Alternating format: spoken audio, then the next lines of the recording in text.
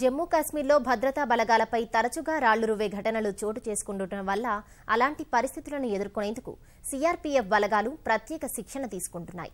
ఆందోళనకారులను అదుపు చేసే ప్రయత్నంలో భద్రతా బలగాలు కాల్పులు జరుపుతున్న కారణంగా కొందరు పౌరులు ప్రాణాలు కోల్పోతున్నారు.